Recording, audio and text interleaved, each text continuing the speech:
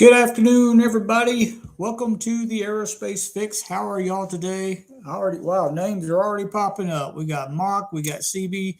Thank you guys for joining me. I certainly appreciate y'all more than you know because y'all are always here, and I certainly appreciate that. Yeah.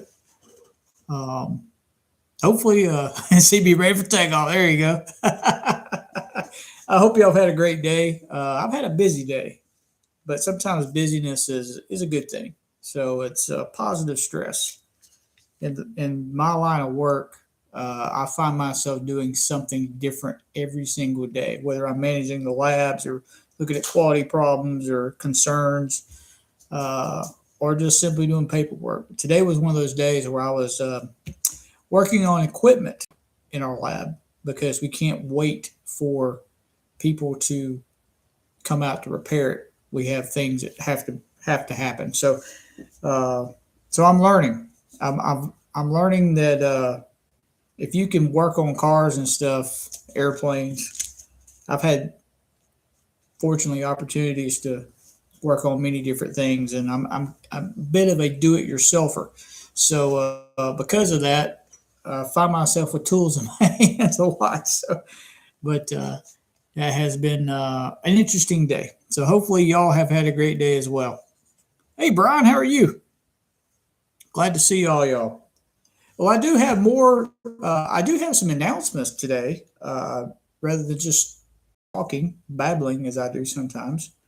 Um, First, the latest video is it's getting closer, and I apologize for the delay. My goal is to at least turn out one video every other week at you know at best. And some people are able to do it like every week and two or three times a week, and I really don't know how they do it. I think one of you commented one time that they probably have someone doing the editing for them.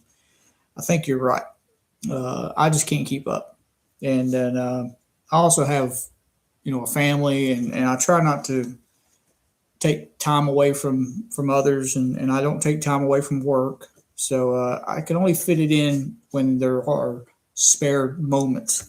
But anyway, I promise it's coming. It's going to be a very interesting primary flight instruments, and we're going to go and excused and how it's used in order to create an altitude or a magnetic heading, or well, it's not a magnetic heading; it's a gyroscopic heading. We're going to be looking at the differences between the pedostatic instruments and the um, gyroscopic instruments. So it's going to be a lot of fun. I really get into the details. I really enjoy the details of how these instruments work, and I think it's fascinating. So hopefully, it will provide an opportunity to that goes beyond knowing what they are and how to read them, but also how they work. So and how they get that. And the reason I think that's important, especially for pilots out there, if you know how it works, then you know, or you can get a general idea if you're in the air and something happens. This is a true story here. I was flying one time, and the airspeed indicator started showing a reading that I knew was not correct. I had flown enough to know that what I was seeing did not add up to what I was doing.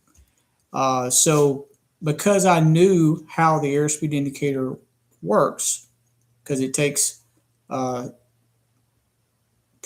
not really pressurized air, but ram air is the correct word. Ram air from the pitot tube, and it compares that to the uh, static pressure. I knew one of those was messed up, and the way the needle was acting, I was able to determine even before getting on the ground that I had something wrong with the static port.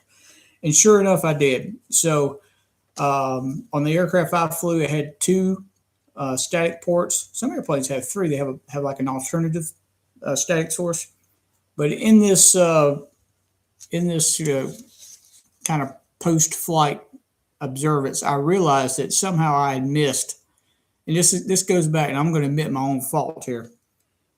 Pre-flight inspections are extremely important because it gives you an opportunity, quite possibly the last opportunity you have to identify a problem and fix it, or uh, just cancel the flight. So while this wasn't dangerous as far as life threatening, but what I did not realize is I had a static port blocked by dirt. It looked like a dirt dauber actually. So a little bit of time carefully cleaning this out with a toothpick, and we were back in the air. But anyway, I hope that this video will share some of these insights on how these instruments work, because I think it's interesting. Hopefully you do as well.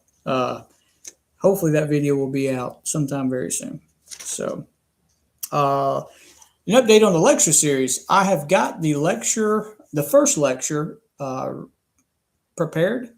It took some time to get this idea together, but even more than that, I also, before each lecture series event, so to speak, I want to present a document, so to speak, that you can download, you can look over it, and you can follow along with the lecture.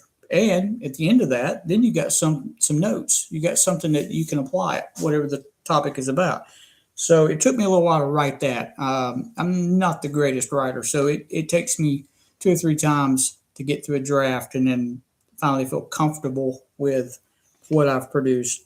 So that leads me to the next thing. How do I get the document to you?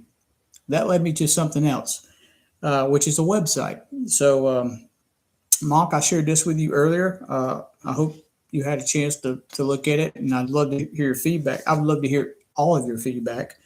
But the website is, I did not post it yet in my description on the YouTube channel, but it is aerospacefix.com. I could not get the aerospacefix.com like I wanted, but I did purchase and acquire a domain name. And this website is literally in its beginnings right now. There are some things already on there, but I wanted to give y'all, you know what, I'm going to share my screen. I'm going to show you this website. We'll walk through it. It's not completely done yet, but hopefully it will be soon. So we'll see what we got here. So let me type this in. Hopefully my internet connection won't crash in the process of doing this. And I am going to share my screen.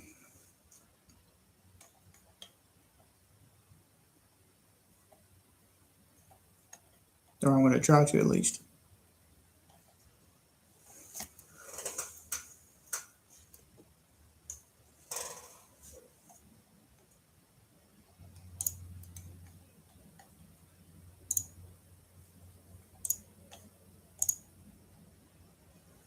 Okay. You should now be seeing what I'm seeing. Again, this is brand new. It's a work in progress. It's something I'm doing myself. So it's a little challenging, but I used to build websites when I was in my teenage years, late teens, and used to really enjoy it. I built a lot of websites for friends for their cars back in my days, and really enjoyed it. But so here's the homepage. Pretty simple, I think. What do y'all think? Part of me thinks it doesn't have a lot of details. Some parts of me think it could get too busy. Either way, it is what it is. And the great news for me personally is all these pictures are my own, so I didn't have to worry about copyright infringements or anything like that. So that makes it certainly easier to deal with. So anyway, that's what we got. It is linked through this tab here. I think I might be crashing. Anyway, that's a little short. I think the sharing my screen was kind of taking some of my bandwidth, and I think my camera was bouncing around. But anyway, that's the beginning. I would love to hear your thoughts and comments on it. So in a section on there, it's called reference. Um, if you click on that, that's where there'll be a link to all the lecture notes. You'll be able to get these hopefully a few days before the actual lecture is scheduled. And again, they will be scheduled that way everyone has time to know about it, read about it, determine if they want to join or not. Because I know not everything is interesting to some people, and not interesting to everybody. So, but there's going to be a lot of databases also embedded into these. So I'm already working on. I started many months ago doing it as a personal project for myself. Is I was going to have a aircraft database, so you can go on there and look up every airplane in existence. Now, this is obviously going to take some time to build, but I think I've got all the Cessnas in there for the most part. I've got some Grummins and some other things, but you'll be able to see everything there is to know about any type of aircraft. Now, aircraft, so you'll be able to look up, there'll be helicopters, there'll be all kinds of stuff, and you'll be able to apply filters. And it's a Google Sheet based database. So you'll be able to look up, if, for instance, if you wanted to look at U.S. aircraft and you wanted to look at all the aircraft that were made or produced by Boeing, you could click on those two filters and see just those aircraft. So stuff like that. But it ought to be fun. It ought to be fun, and it's going to provide a lot of research, hopefully some simplified research. But anyway, so there's going to be that one. So there'll be a database for aircraft in general. Then there'll be one for missiles. There'll be one for spacecraft and rockets. And so maybe more. I don't know. May create even more than that. So, well, I guess we'll see. See where it goes. If there's no interest in it, then there's no sense of wasting certain time on anything. But if it's something you would be interested in, I'm certainly open to building those. Another thing I'm going to build, and I've already started this, is an airfoil plotter. So if you're interested in looking at a particular airfoil, and I'm going to start with the 4-digit NACA airfoils, you'll be able to type in such as 2412, and it will literally create the shape of that airfoil, and you can print it off and do whatever you want to with it.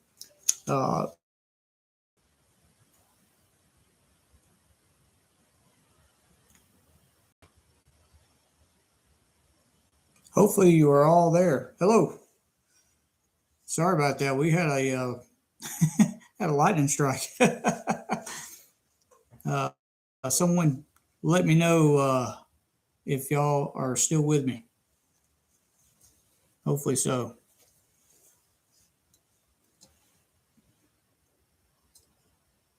Oh, great. Thank you, CB. Thank you, Mock. Yeah. I don't that was a little scary, but the perks of living on a mountain, you're closer to the lightning, and sometimes that can get kind of crazy. But anyway, good deal. Everything's fine here. I just had to restart everything. So I did not know that it was that easy to reconnect to an existing stream when you lose power. That was actually very efficient. Kudos, YouTube. Several databases to view and see data on different airplanes, helicopters, gliders, all kinds of stuff.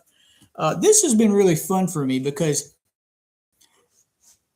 I feel I'm fairly knowledgeable about airplanes, but every time I get on this database and I'm adding new aircraft or I'm looking through this stuff, I learned something. It's amazing how many airplanes are out there that I've never even heard of. And that's what's fun about it. So I'm learning, and some of these I'm going to share with some shorts. I found a couple airplanes that I already have written down. I said, yeah, I definitely got to share this with people because these are things, these are aircraft that are just truly amazing that I had no idea. So aside from databases and airfoil visualization, Another thing I'm going to have on there is, and I'm not sure exactly what it's going to be, but I'm going to have some interactive stuff on there, like where you can hopefully, like, you could change the Reynolds number. And for those that are not familiar with Reynolds numbers, it's a big deal with wing design. But what happens if you change certain parameters of a wing? How does it react, or what is the result when you're looking at lift or drag? So I hope to have some things on there that you can essentially play with, so you can watch how lift increases or decreases based upon certain parameters. For instance, let's say you lower the air density. You've got a high density altitude one day, a hot summer day, humidity is really high. The wing is going to create less lift on days like that, and you'll be able to play with that. Another thing, looking at rocket engines, how you can change the thrust of a rocket engine based on certain, may use simple solid propellant on this, but an example would be introducing a certain percentage of aluminum oxide powder into the propellant will certainly increase the thrust. So I hope to have some things in there where people such as yourself can see the difference that certain things make, and in some cases, very little differences. Anyway, I think that will be fun. Okay, great, CB. Yeah, maybe the storm might be messing with me a little bit too. We've had some pretty bad weather here over the last couple hours. Oh, that's great. That's great. More aircraft. The V-22 is an interesting aircraft to see fly. It wasn't very successful in its development. They had a lot of crashes, a lot of even before the V-22. NASA and it might have been Bell. I think it was Bell. Played with a couple of designs and whatnot, and there were certainly some crashes, but over time, the technology. I think the tilt rotor aircraft was a little bit ahead of its technology that it needed in order to make it a successful, safe, reliable flying machine. But I'm glad that they got to that, because I think the V-22 is really awesome. So anyway, that's the website. The lecture series is going to be scheduled ahead of time. So what I plan on doing is there's also going to, and well, there already is a calendar on there. You can click on that, and you can view when I plan to do anything really. Anytime I have a little bit of notice ahead of time, if I'm going to a museum and I have an idea of when that's going to be, then I'll put it on there, because then you could probably expect a live stream. I plan to visit the U.S. Space and Rocket Center this summer, and I plan to make it a big deal. I'm going to go there and try to represent the channel and get a lot of interaction with visitors, and hopefully not get asked to leave. The good news about the Space and Rocket Center is I have a few inside connections there, being an alumni of the space camp. So I hope that I can get in touch with a few of these contacts and maybe get you behind the scenes. For those of you that never been to space camp or wonder what it's like, maybe we can get behind the scenes and show what it's all about, and maybe see some exhibits that are not on public display right now. They do have some really awesome aircraft there. They've got a T-38. They've got an AV-8B Harrier. They've got an F-111, which is really cool. They have an F-14. And speaking of F-14, I know all of you have heard about the F-14 returning to flight. It's been a while since I've been that excited. I've got to see the F-14 fly a couple of times in my past, and I've always thought it was just an amazing flying machine. The thunderous roar, the shaking of the ground is truly just impressive to me. That aircraft has always been impressive to me. So the thought of it flying again has really got me excited. Here's what got me even more excited. There's going to be 3 aircraft. All right. So the Navy is the Maverick Bill, essentially is what they call it, which is a great name. Are essentially looking at giving 3 aircraft to an organization in hopes that they can, by using these 3 aircraft in the spare parts supplied by the Navy, they can get one aircraft uh, back in the air. So there's 3 aircraft. Uh, the really cool thing about this is the organization that's behind this, and it is the U.S. Space and Rocket Center. So something close to me here, something I have uh, a passionate and historical affiliation with. So I really can't wait for that to happen. Maybe I can get some behind the scenes of that. It would be nice to be able to capture some of that. And I'll be honest with you, uh, I don't live super close by, but I live within an easy. I live within an hour and a half. Let's put it that way, of the U.S. Space and Rocket Center. So if they need volunteers by any stretch of the meaning to help assemble or disassemble these F-14s or these parts, count me in. I would love to go and spend a weekend and help volunteer my time to turn some wrenches on a Tomcat. That would be um, straight up awesome. So anyway, that's the latest on the F-14. This is still not a set in stone thing, but from what I understand, pretty soon there will be 3 Tomcats, hopefully going, if approved, of course, going to Huntsville, Alabama. So I hope to be there when it happens, and even better to be a part of it. So really, really cool thing. Let me catch up on my comments here.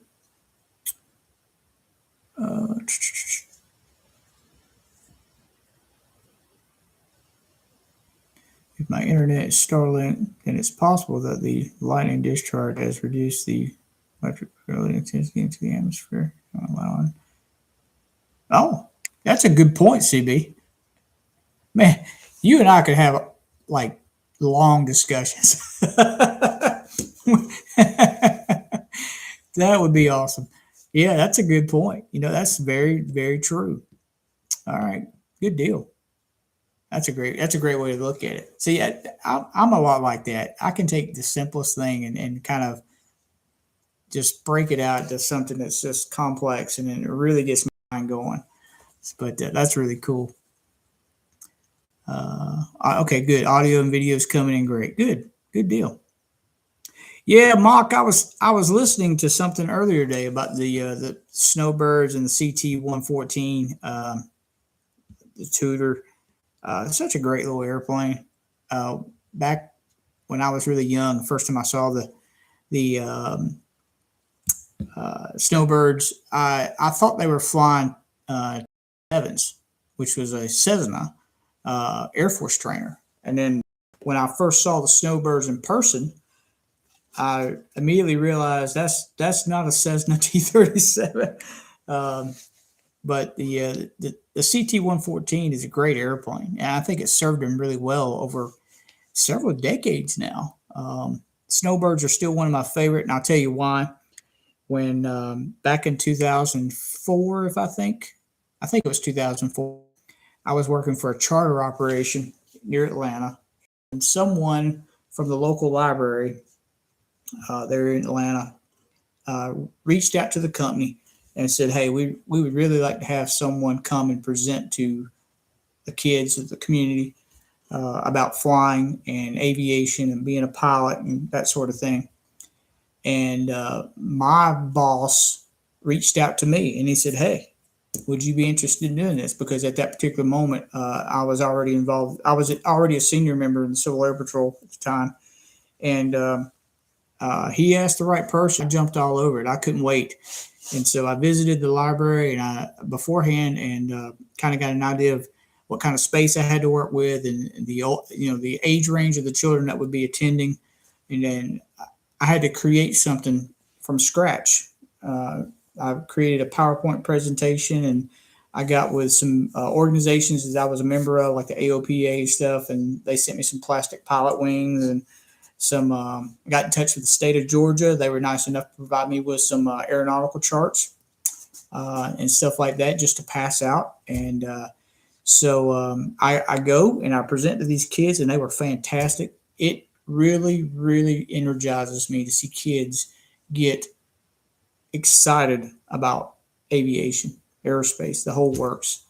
And so it was one of the greatest days of my life as far as an aerospace educator. And I think that was the first time I actually officially presented in front of a public group.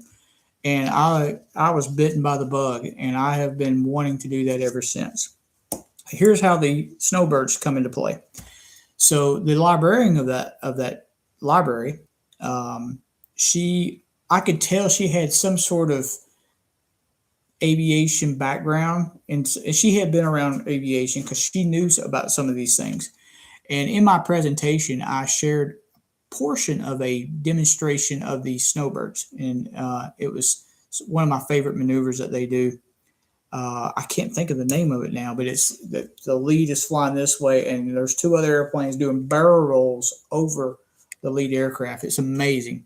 And then right at the end, they all split, and it's just like a explosion of airplanes. No pun intended. But anyway, she later told me that her dad was a military pilot, and so that made it. I understood then. So anyway, presentation's over. I left, and it had been maybe 3 or 4 weeks later. While at work, our secretary brought the mail in, and she delivers a card to me.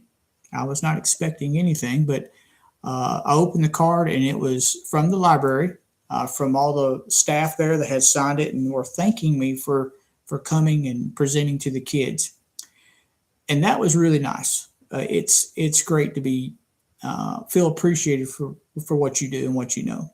That really just made me wanted to do it better than better than the next time. Next time I go, I got to do something even better. But it really energized me. But there was a letter inside of it, and the letter was from that particular librarian that I'd spoken to that day. And it comes to find out that her dad was a former snowbird pilot, and that just blew my mind. But she had seen the snowbird part of my video, and so she reached out to her dad, and he enclosed another letter thanking me for showing the snowbirds off, and gave me a decal and a patch of the squadron. And I still have that decal, and I still have that patch today, and the letter. And I just thought that was really amazing of him to do that for me. It was great, great experience. The only thing that could have made it better was to meet him in person, but it was really cool. But yeah, I'm really sad to see the CT-114 go, but it's an old aircraft. It's probably reached its service time. The cycles are probably ran out. It's time to get something else. And yeah, the snowbirds are gone for. I think the snowbirds are gone for just a short time. And I hope that the next time we see them, they'll be flying some Super Hornets, because I know they have plenty of those up there as well. And maybe there's something else that they could fly besides if the Hornets are too expensive or whatnot, maybe there's something else. Money's certainly always looked at and whatnot. But I hope we see them soon. They're a great group of people. They're a great group. They're a great team. I'm not from Canada, but I will say the snowbirds are one of my favorites. So I'm going to miss them in the time that they're gone. I got to see them here near my house about 3 years ago, I believe. May have been a little bit longer. I didn't actually go to the air show, but I was close enough nearby that you couldn't miss them. They're flying right over the top of the trees. So it was great. Good fun. But yeah, hopefully they'll come back with something. And who knows? It's interesting to me, some of the aircraft that they fly. I don't know if any of y'all know this, but I'm going to speak on terms of the U.S. Air Force Thunderbirds and the United States Navy / Marine Corps Blue Angels. Their aircraft are usually the oldest in inventory. The latest and greatest aircraft are on the carriers or on the bases ready to be used to protect the country. So the F-16s and the F-A-18s that these Thunderbirds and the Blue Angels fly are some of the oldest still flying. So it's amazing that they do what they do with such an old airplane, and that really is a testament to the ground crews and the people you don't necessarily see, the people who don't get near as much credit as they deserve. Um, are these ground support teams that do a fabulous job at keeping 20-year old or older aircraft in the air. I think it's amazing, but um, who knows? We'll see what's in the next chapter for the good old snowbirds. I certainly hope that they come back quickly. Hopefully they come back before next October, because that's when they usually come through here. They usually perform nearby in Rome, Georgia, and so I'm going to miss seeing them if they don't come back very quickly. But maybe they'll have a maybe they'll have like some, what do they call that, where you sign a petition. Maybe they'll have a petition.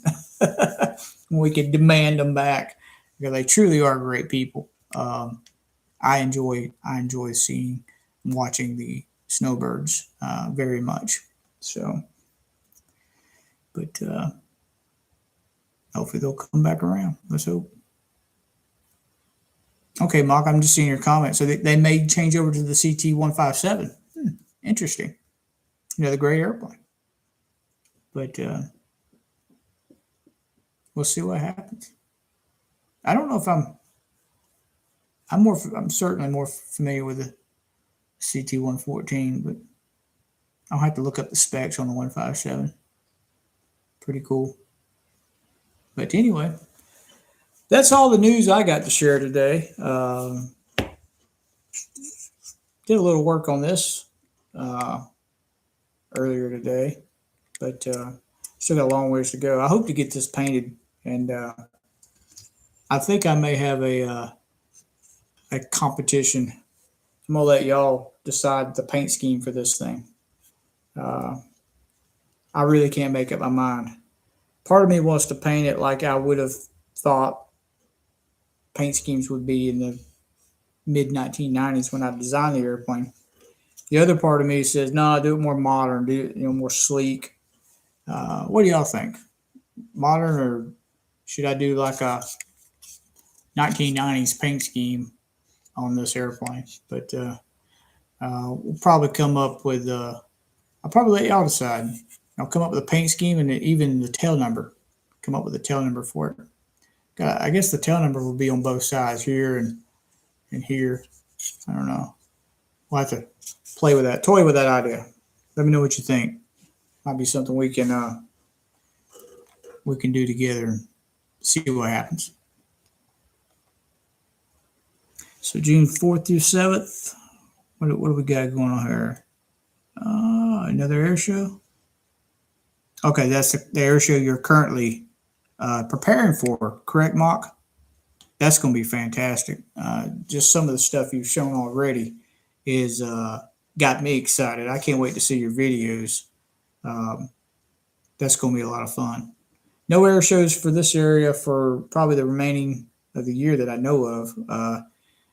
Well, I take that back. Until October.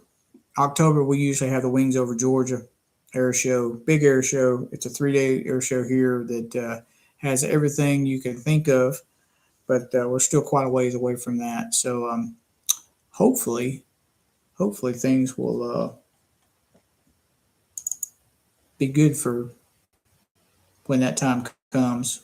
I think last year was the Blue Angels. Oh, I'm sorry. It was the Thunderbirds. So the next time will be the Blue Angels. So I'm going to try this website again and see if I can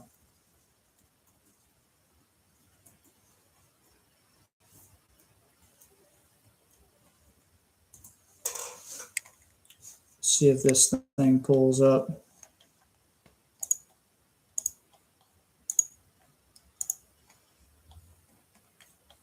Let's try this again, folks, and see what happens. I really would like to show y'all this because y'all's opinion means a tremendous amount to me. So we're going to try it now and see what happens. Okay, so here we go. So we looked at the homepage earlier. If you go to the media page, um,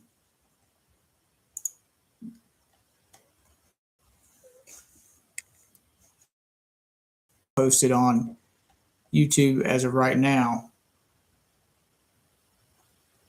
And then under that will be an events thing. Yeah, I don't think this is going to work out. Too much bandwidth being used. All right. Well, we'll get rid of that then. It's just not working out for me. Anyhow, if y'all would give the website give it a look. Tell me what you think. Send me an email, or you can make a comment on a post or something, whatever you like. Hopefully, it'll be complete within a week or two. It is active now, but still got some things to do. So there's always things to do. But I want it to be a place where I can share things, free things too, but share things that I cannot share on YouTube. Like documents you can download and print, or databases you can look through and stuff like that. So I hope, hopefully, it'll be a good way of supporting the goal, which is teaching and learning. So a friend of mine also told me that I should have like reference material for each episode if it's warranted. If I'm talking a lot about certain, let me give you an example. And when I was talking about runway markings, so there is a document, there's an advisory circular that the FAA publishes about those markings. So I could attach a link to that if someone wanted to go in and actually look at the regulation behind runway markings. So that would be an example where I can include something that I can't include in a video, or physically can't provide. So I hope to add to things like that, and maybe it'll work out. But certainly open to any thoughts, opinions. Y'all's opinion is certainly important to me, and I have already had some of you. CB, you reached out to me and gave me some great ideas, and thank you for that. And that's in a way that's kind of what's holding up the video. I literally took what you said to heart. I was like, I'm going to go back and I'm going to not use more than 50% of this video that I videoed had already taped, because after I read your email, I was like, wow, this is huge.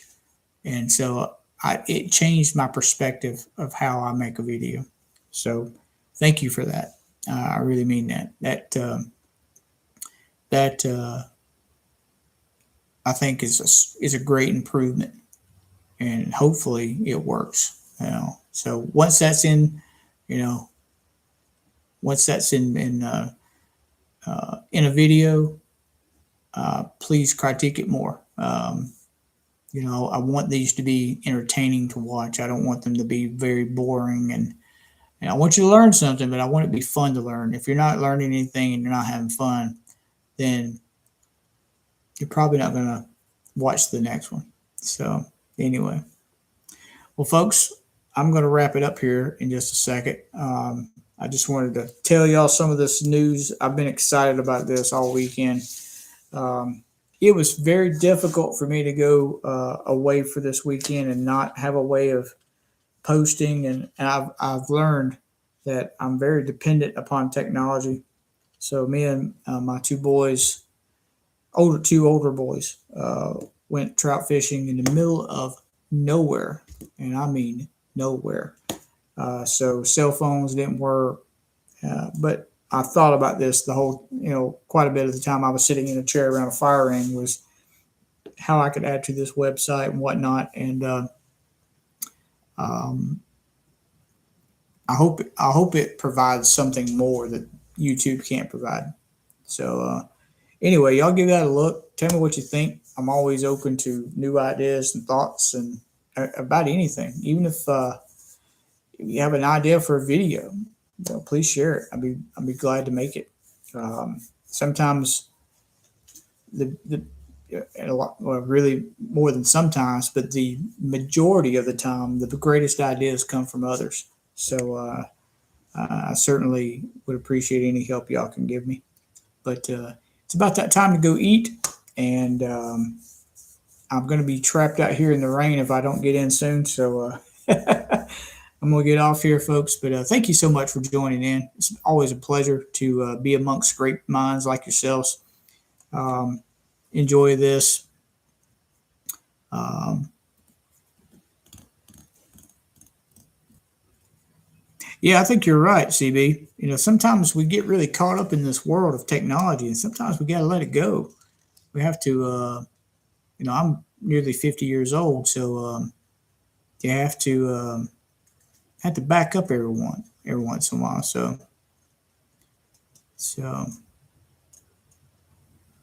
I just saw your comment about the Pilates. I've got quite a bit of time around certain Pilateses. Now you said the P. So are you referring to the PC-21 or the PC-12? Because the 12, I actually had a friend years ago that flew the 12. Um, I love the Pilateses. And it's probably because they're powered by a Pratt PT6, and I just love that engine. I absolutely love the Pratt Whitney PT6 turboprop, one of the greatest motors ever made. It powers so many wonderful airplanes, from the King Air, the Beach Starship, the Pilatus. Um, so many great airplanes are powered by that wonderful, wonderful motor that I have loved my entire life. But anyway, thanks, folks. I appreciate your time. I appreciate y'all's support. Y'all make this happen, and y'all make it fun. And so without y'all, I would be absolutely nothing among the YouTube family. So thank you so much. Mike, if you're out there, thank you, buddy. Always appreciative of you, Mike. I certainly wouldn't be here without you, because you have inspired me to do this, and you're always promoting me. And wow, man, I can't say enough about you. Every time, every time I'm on stream or I'm on a post looking at stuff, you're always plugging my channel, and man, that truly means a lot. It really does, and I appreciate all of you. Uh, have a lot of fun doing this. It's work sometimes. It's work, but it's worth it. And I hope that one day uh, I get to talk to some of y'all, Mock especially. You're one of those. I can't wait to hear Mock one day tell me that he just got back and passed his check ride. I will be dancing in front of this camera. We're going to have a virtual celebration. So anyway, cheers to all y'all. Brian, Mike, Mock, CB, anybody that's still here. I think that might be it for right now. But thank you so much. Y'all take care, be safe, and we'll see you again in a few days. I'm going to try to get this video knocked out, but it will happen. Will happen. So y'all take care. We'll see you next time. Appreciate y'all.